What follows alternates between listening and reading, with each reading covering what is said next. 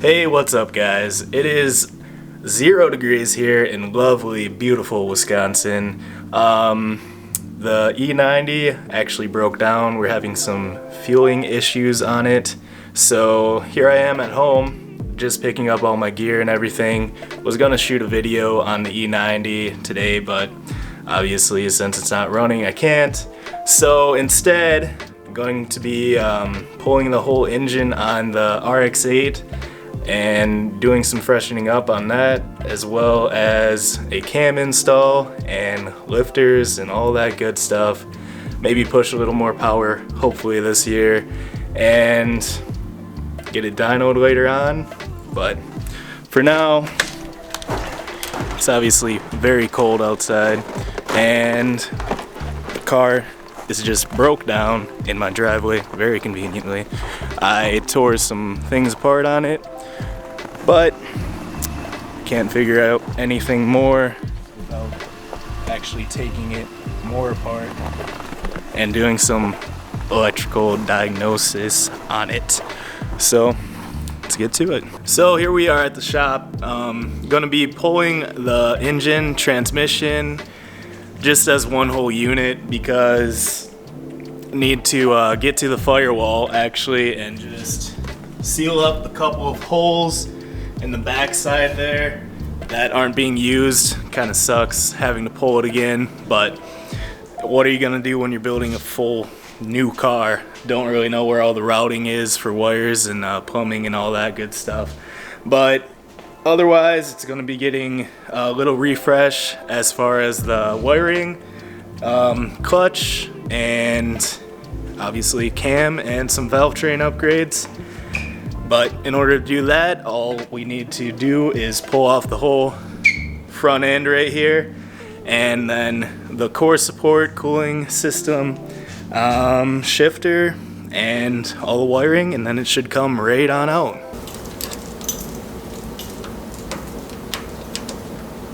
What the Frenchie?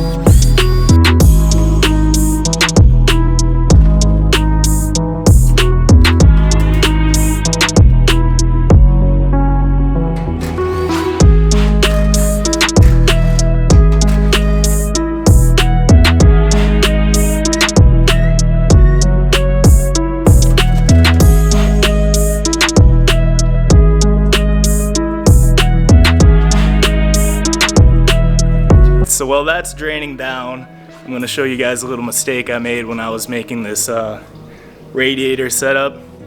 Obviously it's custom mounted and all that good stuff. I made a custom bracket for it and everything.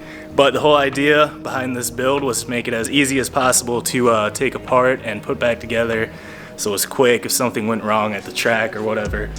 So it's just 8 bolts to take this whole radiator support out. And when I did it, I ended up not using a proper connector. So this whole unit will drop out as one piece, but if you look down there, you can see where my wires are. They're just connected, just wired in. So when this goes back together, I just have to make sure to put a little pigtail plug connector in there, and then it'll be a whole lot easier to take on and off.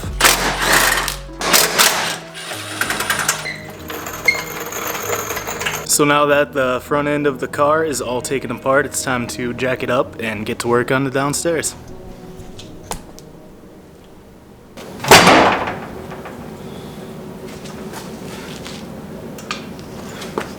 Whoops.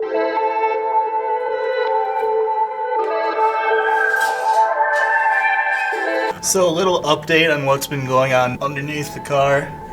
Took out the exhaust here, drive shaft of course, and just the cross member, and now it's just supported by the jack, and at this point everything else is topside and it'll be ready to pull.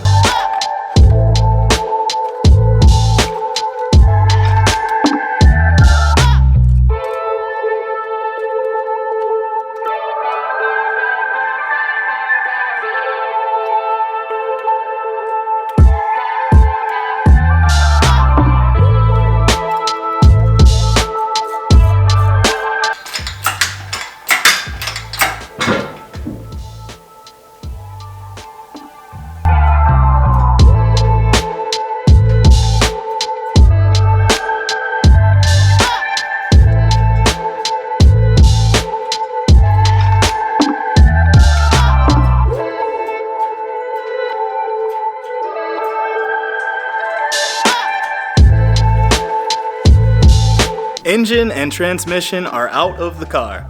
So overall, it only took about 2 hours to do. It wasn't really too difficult. I missed a couple of things pulling it out, so it made it a little longer.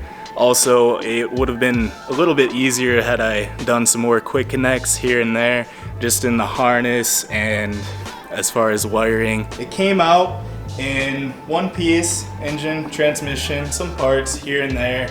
It was fairly straightforward, pretty easy removal.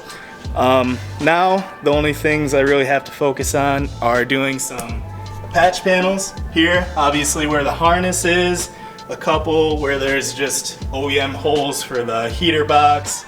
The OEM harness ran back there. I need to do a patch panel as well, but that's something to keep me busy while I'm waiting for parts to be delivered for this LS1.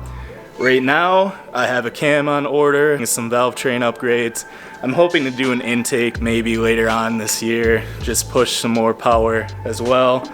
Also, I want to inspect the clutch, make sure everything's good to go for this year. One more thing before I go, I have an announcement, which is super exciting for me. Despite my very busy work schedule, I am going to start uploading weekly now on Thursdays, which is very exciting for me.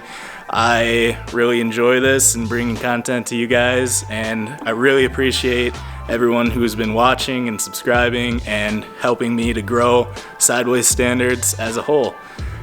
So keep you posted on that. Keep your eyes open for new videos every week now, and hopefully I can continue to bring you some good content. Thanks. See you guys next time.